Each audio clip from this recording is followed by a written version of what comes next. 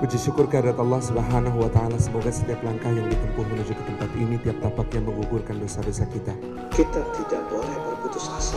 Kita harus terus berbuat yang terbaik, beribadah kepada Allah, meningkatkan kualitas takarrub kita, kedekatan kita, ukhuwah kita di antara sama kita. Karena segala-galanya adalah ada dalam genggaman Allah Subhanahu wa Ta'ala.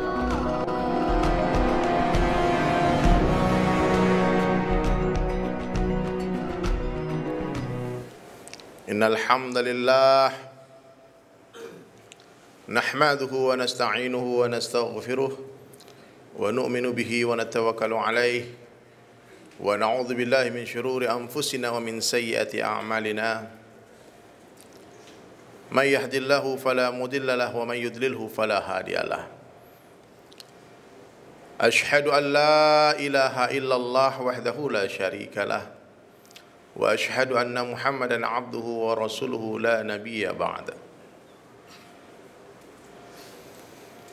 Allahumma salli ala Muhammadin wa ala alihi wa ashabihi ajma'in. Qala Allah ta'ala fil Qur'anil Karim, a'udzu billahi minasy syaithanir rajim. Bismillahirrahmanirrahim. Wa man ahsanu qawlan mimman da'a ila Allah wa amila salihan wa qala innani minal muslimin. Wa qala aidan kuntum khaira ummatin ukhrijat linnas ta'muruna bil ma'ruf wa tanhauna 'anil munkar wa tu'minuna billah. Wa qala aidan ya ayyuhalladzina amanu taqullaha wa qulu qawlan sadida yuslih lakum a'malakum wa may yuti'illah wa rasulahu faqad faza fawzan 'azima. Wa qala Nabi sallallahu alaihi wasallam fi hadis qudsi an Abi Darda radhiyallahu anhu yaqul sami'tu Abul Qasim sallallahu alaihi wasallam yaqul inna Allah qala ya Isa inni ba'ithu min ba'dika ummatan in asabahum ma yuhibbuna hamidullah wa in asabahum ma yakrahuna tasabu was-sabru wala hilma wala ilma. Kaifa yakunu hadza lahum wala hilma wala ilma ya Rabb? Qala Allah ta'ala u'tihim min hilmi wa ilmi. Atau kama qala Rasulullah sallallahu alaihi wasallam. Hadirin sidang jamaah Jumat yang dirahmati Allah. Sebelum kita memulai khutbah ini hadirin sekalian, saya ingatkan bahwasanya khutbah adalah rukun daripada salat Jumat. Jadi diharapkan jangan ada yang tertidur. Semua angkat kepala, buka mata. Angkat kepalanya, buka matanya, kita dengar dengan mata. Bukan hanya telinga yang mendengar, hadirin mulia. Semua yang mendengarkan suara saya, angkat kepalanya, buka matanya insyaallah. Hadirin dirahmati Allah Subhanahu wa Ta'ala. Seluruh manusia ingin bahagia. Seluruh manusia ingin bahagia. Seluruh manusia ingin jadi orang kaya. Tak ada orang yang pengen jadi orang miskin. Seluruh manusia hadirin mulia ingin dikenal orang. Pengen jadi orang terkenal, pengen jadi penguasa, pengen jadi raja, pengen berjaya, pengen sukses, pengen dimuliakan. Namun hanya sedikit dari banyak manusia yang ingin berjaya, ingin sukses, yang tahu di mana Allah letakkan kebahagiaan, di mana Allah letakkan kejayaan dan kesuksesan tadi. Ada yang menganggap kesuksesan itu ada dalam pertaniannya, ada yang menganggap kesuksesan itu dalam perdagangannya, ada yang dalam karir politiknya, ada dalam karya-karyanya. Kalau dia terkenal, masuk TV, dikenal orang, dia bahagia, dia sukses.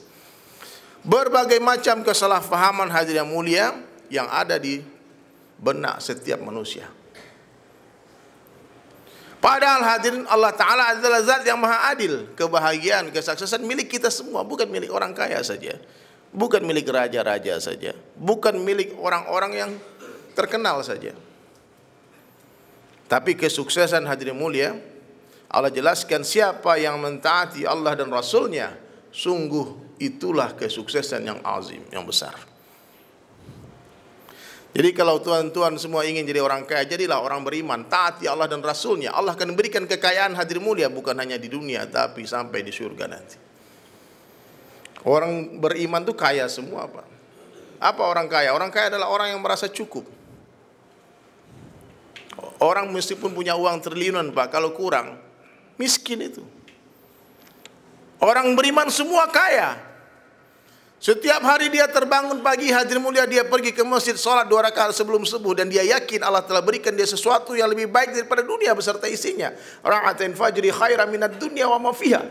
2 rakaat sholat sunat sebelum sholat subuh itu lebih berharga daripada seluruh dunia beserta isinya. Siapa yang lebih kaya daripada orang beriman? Tak ada. Maka kalau kita pengen jadi orang kaya, hadirin mulia, jadilah orang beriman. Allah akan berikan kekayaan di dunia yang sementara dan di akhirat yang selama-lamanya. Tanpa iman, tanpa amal, tanpa ketaatan kepada Allah dan Rasulnya, hadirin mulia, apa yang ada di diri mereka, orang-orang yang ingkar kepada Allah, sampah semua. Tak lebih berharga daripada 11 sayap nyamuk.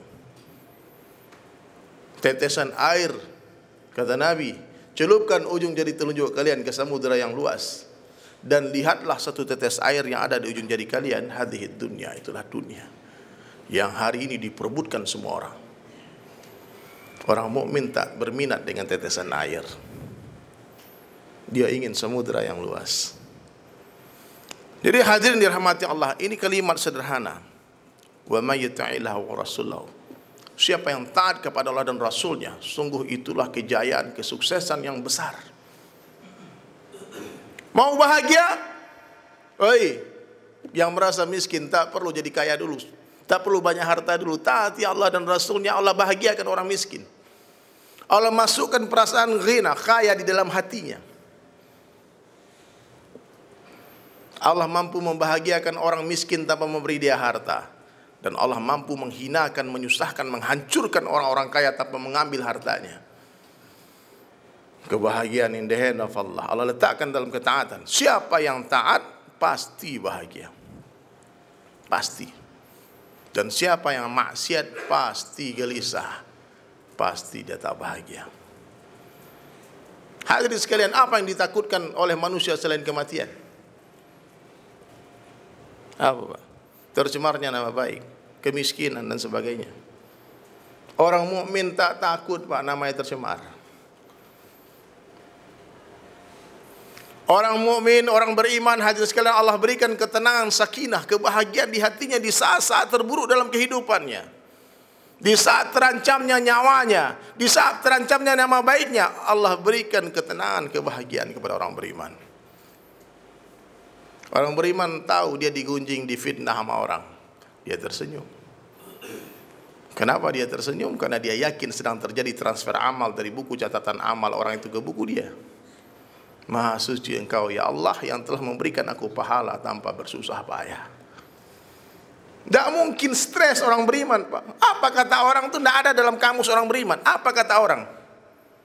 Tak terkesan dengan penilaian manusia. Yang penting apa kata Allah. Hari aneh-aneh ketakutan, Pak. Takut ini, takut itu. Ketakutan akan kemiskinan itu lebih menyakitkan daripada kemiskinan itu sendiri. Banyak orang, Pak, susah hidupnya sekarang, memikirkan 20 tahun lagi nanti bagaimana. Nah, padahal dia belum tentu hidup sampai besok pagi. Angan-angan lebih panjang dari umur. Maka hadirin, kita luruskan lagi kesalahpahaman kita hari ini. Muliakan manusia karena agamanya. Ini orang-orang mukmin nih, Pak, orang Islam, baik laki-laki ataupun wanita, adalah calon raja dan ratu di syurga. Mesti kita muliakan seluruh orang beriman sebagaimana memuliakan seorang raja dan ratu. Janganlah lukai hati saudara muslim hanya gara-gara perbedaan pendapat, furu'iyah, tak sepaham, kita caci maki saudara muslim kita. Kita kafirkan mereka. Hati-hati, Pak, kata Imam Ghazali rahmatullahi alaih, selama satu orang itu masih salat menghadap ke kiblat, dia sujud kepada Allah, jangan sekali-kali kalian katakan mereka kafir. Mudah sekali kita membid'ahkan ahlu sunnah hanya gara-gara perbedaan pendapat. Hati-hati, Pak, menghakimi orang mukmin sebagai kafir, orang ahlu sunnah sebagai orang bid'ah, dosanya sangat besar. Maka mulai hari ini hadir, mulai perbaiki semua kehidupan, islah diri kita masing-masing. Apa yang harus kita lakukan hari ini semua? Kita belajar memperbaiki diri kita. Kita mati-matian sekarang berusaha menyalah-nyalahkan diri kita, mencari kesalahan diri kita. Karena untuk menyalahkan orang lain tak perlu belajar, anak kecil pun bisa. Anak tak sholat, istri tak mau tutup aurat, siapa yang salah? Saya yang salah. Kenapa dia masih mabuk-mabukan? Kenapa dia tak mau ke masjid? Siapa yang salah? Saya yang salah. Saya tak pernah doakan mereka. Saya tak pernah menangis untuk mereka. Saya tak pernah datangi rumah mereka. Jangan-jangan dia tak mau ke masjid gara-gara saya ada di masjid. Dia benci sama saya. Jadi menyalahkan orang lain, Pak, anak kecil bisa. Yang susah itu belajar menyalahkan diri kita. Inilah sifatnya baginda Rasulullah SAW ketika beliau dilempar di Taif. Berdarah, hadirin mulia, mengalir darah, ditampung sama Nabi SAW.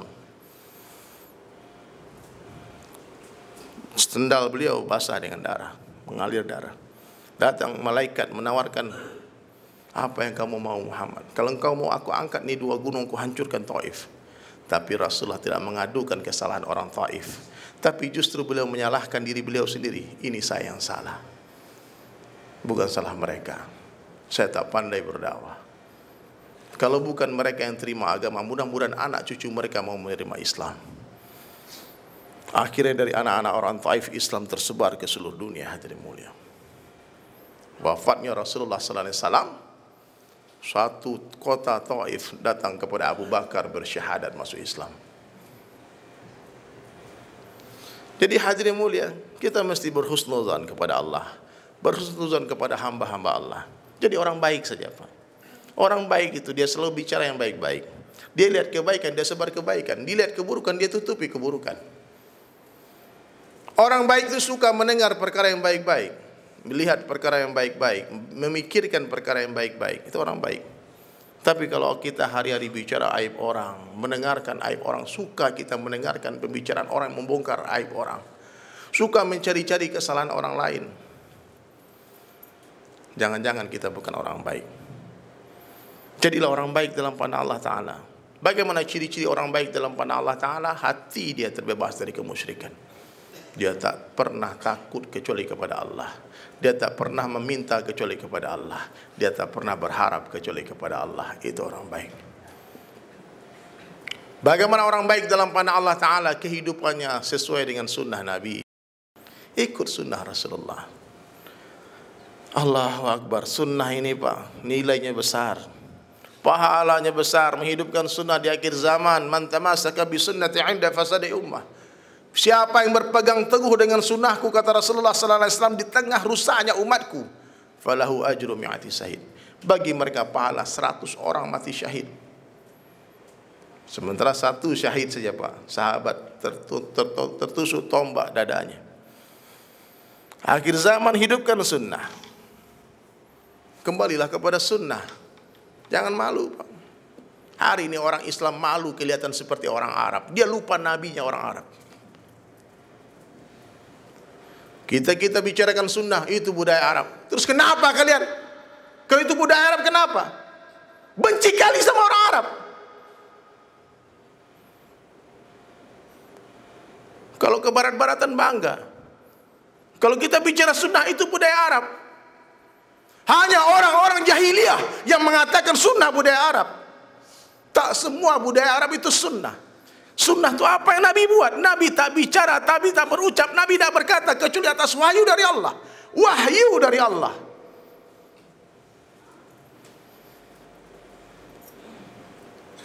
Miswak, sunnah. Sampai hari kiamat tak sama itu siwak kayu itu, Pak, dengan plastik yang kita gosok-gosokkan ke gigi kita setiap hari. Tak sama nilainya. 2 rakaat dengan bersiwak lebih baik daripada 70 rakaat tanpa bersiwak. Tanya semua ulama hadis itu. Sahih itu hadis, Pak.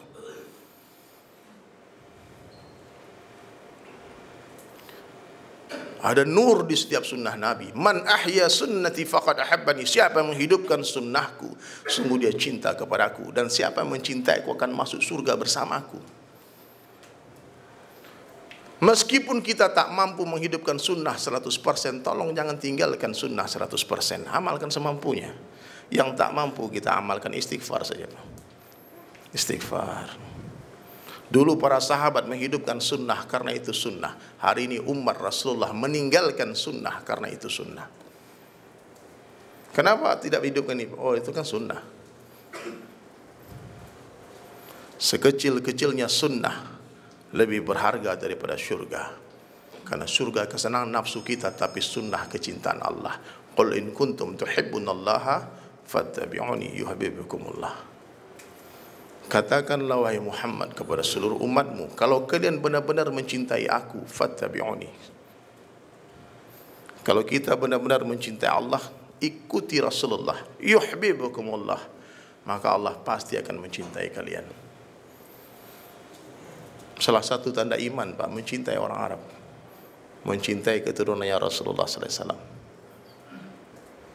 Orang yang membenci keluarganya Nabi, membenci umatnya Nabi, pasti bukan orang beriman. Orang kalau mencintai seseorang, hadirin sekalian, dia akan mencintai sesuatu yang berhubungan dengan kekasihnya. Qais mencintai Laila. Dia masuk ke kotanya Laila, dia ciumin setiap jengkal tembok-tembok, dinding-dinding di kotanya Laila. Orang-orang bertanya, Qais, kamu gila, majnun. Kenapa kau cium ini tembok-tembok? Apa beliau katakan? Bukan kecintaanku kepada kota ini yang menggetarkan hatiku, tapi kekasihku Laila tinggal di kota ini. Kalau kita cinta Allah, cintai Rasulullah, karena Rasulullah paling dicintai oleh Allah. Kalau kita cintai Rasulullah, cintai kotanya Rasulullah, Madinah. Cintai kota tempat lahirnya Rasulullah, Makkah. Cintai bahasanya Rasulullah, bahasa Arab. Mencintai segala sesuatu yang berhubungan dengan Rasulullah, dan puncaknya cintailah umatnya Rasulullah sallallahu alaihi wasallam. Karena tiada yang lebih Nabi cintai melebihi umatnya. Ya Rabbi ummati, ummati, ummati. Bapak kalau sayang sama umat Nabi, Pak, dakwahlah, Pak. Datangi umat Nabi ke rumah-rumah mereka. Umat Nabi sekarang seperti orang buta dan tuli. Kita kirim dia surat ke rumah, dia tak bisa baca. Kita bikin spanduk besar-besar, undang dia ke masjid, dia tak baca, orang buta. Kita perbesar speaker masjid, tambah lagi toa untuk memperbesarkan biar dia dengar, percuma karena dia tuli. Bagaimana solusi untuk menyelamatkan orang buta dan tuli, hadirin mulia? Datangi rumahnya, gendong dia ke masjid, rangkul dia ke tempat pengobatan matanya, biar melihat lagi mata hatinya, biar mendengar lagi telinganya. Bukan telinga zahir, Pak. Hati ini punya telinga juga, punya suara juga. Ada suara hati, ada mata hati. Di mana perbaikannya? Di masjid. Ajak umat kepada Allah. Di mana? Di rumahnya Allah, di masjid. Makmurkan masjid. Innama ya'muru masajidallah man amana billah wal yaumil akhir wa qimis shalah wa itaz zakah wa lam yakhsha illallah. Hanyalah orang-orang yang beriman yang memakmurkan masjid-masjid Allah, mereka lah orang yang beriman kepada Allah.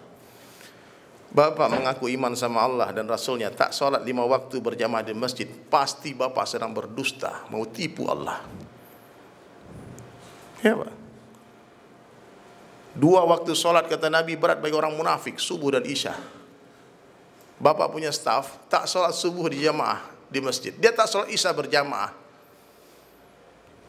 Lisan Nabi tak pernah berdusta sekalipun seumur hidupnya. Orang munafik berat bagi mereka sholat subuh dan isya di masjid. Maka mulai hari ini, hadirin mulia, kita azam supaya hilang kemunafikan di hati kita, biar kita tak lagi berdusta kepada Allah, kepada umatnya Rasulullah sallallahu alaihi wasallam. Jagalah 5 waktu berjamaah di masjid.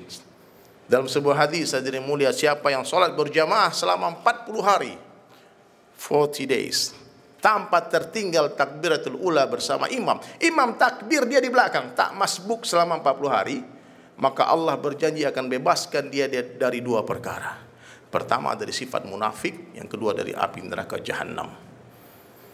Pak, sebelum mati amalkan ini hadis, Pak.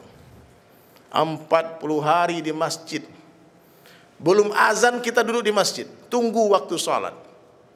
Itu baru orang beriman. Dia menunggu azan.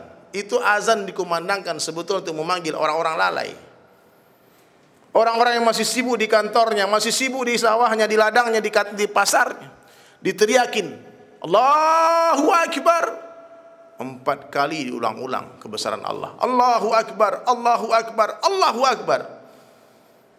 Banyak yang tak bergeming, pura-pura tuli. Orang mukmin berani meninggalkan rezeki untuk memenuhi panggilan Zat yang Maha memberi rezeki, karena dia yakin rezekinya bukan di pasar, tapi fis sama, di langit. In the hand of Allah. Jadi hadirin mulia, jadilah orang mukmin. Orang mukmin di dunia bahagia. Dia tak takut dengan siapapun, dengan penilaian orang dia enggak takut. Penilaian orang enggak penting. Apalah arti seluruh dunia menyanjung kita, mengatakan kita orang baik. Allah katakan tidak. Yang penting penilaian Allah. Kemudian yang kedua hadirin mulia, orang yang beriman di kuburnya Allah akan berikan kubur seluas mata memandang. Dibukakan jendela surga. Dia diistirahatkan di kuburnya seperti tertidurnya seorang pengantin baru. Kuburnya orang mukmin seperti taman-taman surga. Makanya orang beriman tak takut mati. Kematian bagi orang beriman lebih manis dari madu.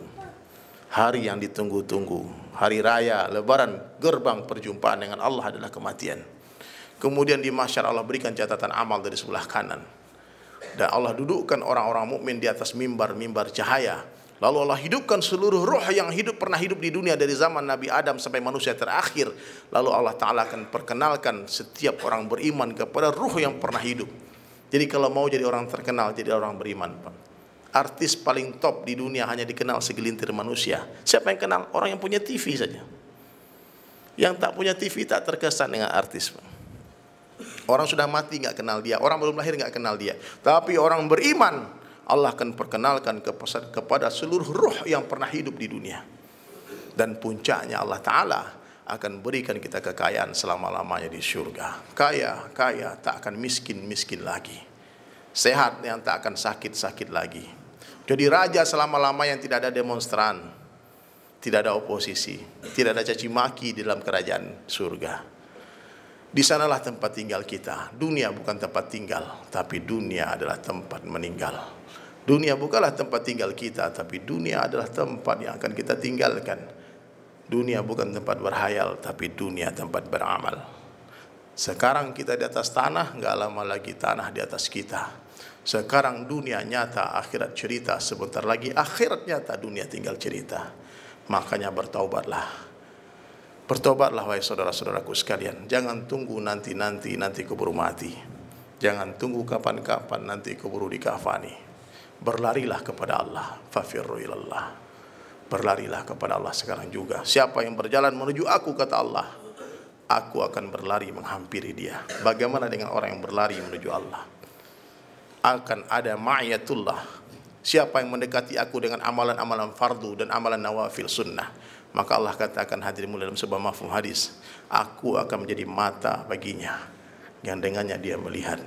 Aku akan menjadi lisan yang dengan dia bicara. Aku akan menjadi telinga yang dengan dia mendengar, tangan yang dengan dia menggenggam, kaki yang dengannya dia melangkah. Orang-orang yang menghidupkan sunnah akan ada ma'iyatullah, ada kebersamaannya dengan Allah.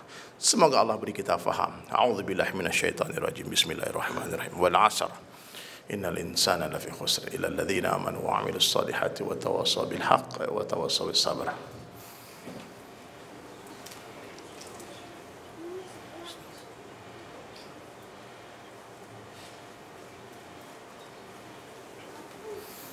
Alhamdulillah.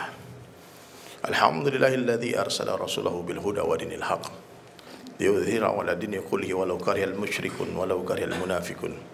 Asyhadu an la ilaha illallah wahdahu la syarika lah wa asyhadu anna Muhammadan 'abduhu wa rasuluhu la nabiyya ba'dah. Allahumma shalli 'ala Muhammadin wa 'ala alihi wa ashabihi ajma'in.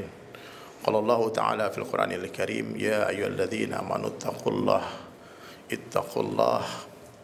Bertakwalah kepada Allah haqqa tuqatih wa la tamutunna illa wa antum muslimun.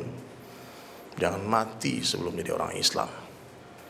Di hadis yang saya baca di khutbah pertama tadi, ada sebuah kabar gembira buat kita umat Nabi, bahwa kita adalah umat da'i, umat dakwah.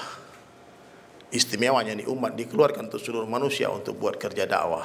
Nabi sudah tidak ada, tapi kerja Nabi akan tetap ada sampai hari kiamat. Siapa yang lanjutkan? Seluruh umat Nabi.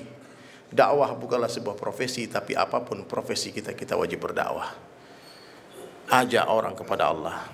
Ajak orang kepada Allah. Meskipun kita bodoh, ilmu sedikit, kita suka marah, emosional, Dalam sebuah hadis tadi Allah Ta'ala menceritakan kepada Nabi Isa AS, ya Isa, wahai Isa, setelah engkau, inni ba'ith, aku bangkitkan satu ummatan in asabahum ma yuhibbuna hamidullah. Kalau mereka mendapatkan perkara sukai, mereka bersyukur dan memuji-muji Allah. Wa in asabahum ma yakrahuna tasabu wasabaru. Kalau mereka mendapatkan perkara yang tidak mereka sukai, mereka bersabar dan ihtisab, mengharap pahala dari Allah. Wala hilma wala ilma, tapi mereka tak punya kelembutan, mereka tak punya ilmu. Ini umat gampang marah, kasar-kasar dan bodoh-bodoh.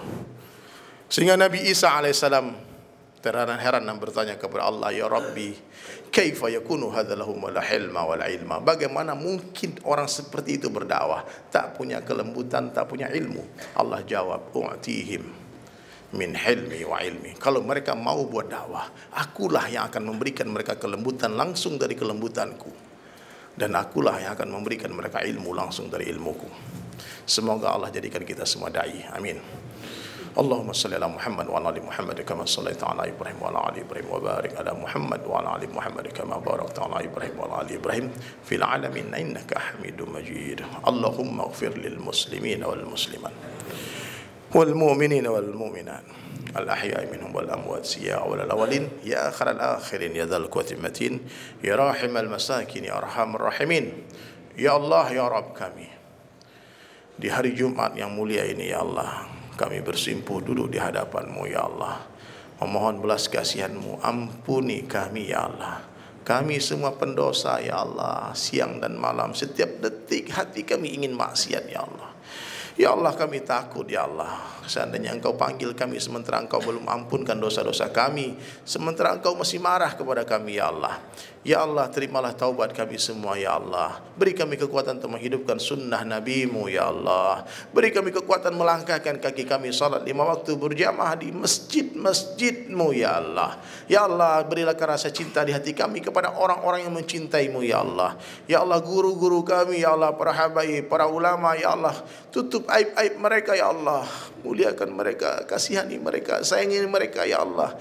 Ya Allah, ya Rahman, ya Rahim, berikanlah ilmu yang bermanfaat di hati kami, ilmu yang menyebabkan kami semakin hari semakin rindu kepadamu ya Allah. Ya Allah, ya Rahman, ya Rahim, orang tua kami ya Allah, ampunkan mereka semua ya Allah. Anak, istri kami, saudara kami ya Allah, umat Islam seluruh dunia, tambahkan hidayah di hati kami ya Allah. Jadikan diri kami asbab hidayah bagi orang yang memandang kami ya Allah, bagi orang yang mendengarkan suara kami, berikan mereka hidayah-Mu ya Allah. Ya Allah, bangsa kami ini ya Allah, curahkanlah hidayah bagi bangsa ini ya Allah. Presiden kami, beri beliau hidayah ya Allah. Wakil presiden, gubernur, bupati semua kepala daerah ya Allah, masuklah rasa takut kepadamu di hati-hati mereka ya Allah. Ya Allah, ya Rahman, ya Rahim, berkahi rezeki kami ya Allah. Kalau ada yang berhutang dalam majelis ini hari ini, tolong bantu ya Allah kami melunaskan hutang-hutang kami ya Allah. Kalau ada yang sakit, tolong ya Allah angkat penyakit kami ya Allah. Anak-anak kami jadikan mereka anak yang saleh dan salehah, alim, alimah, dai dan daiyah. Ya Allah, banyak permintaan kami ya Allah. Tiada yang lebih kami rindukan selain perjumpaan dengan-Mu di syurga ya Allah. Perjumpaan dengan Nabi-Mu baginda Rasulullah sallallahu alaihi wasallam. Kami rindu ingin berjumpa dengan beliau ya Allah. Hantarkan Rasulullah ke dalam mimpi-mimpi kami ya Allah. Rabbana atina fid dunya hasanah wa fil akhirati hasanah wa qina azabannar. Subhana rabbika rabbil izzati amma yasifun wa salamun alal mursalin walhamdulillahi rabbil alamin. Aqimis shalah. Assalamualaikum. Bersama Saling Sapa TV.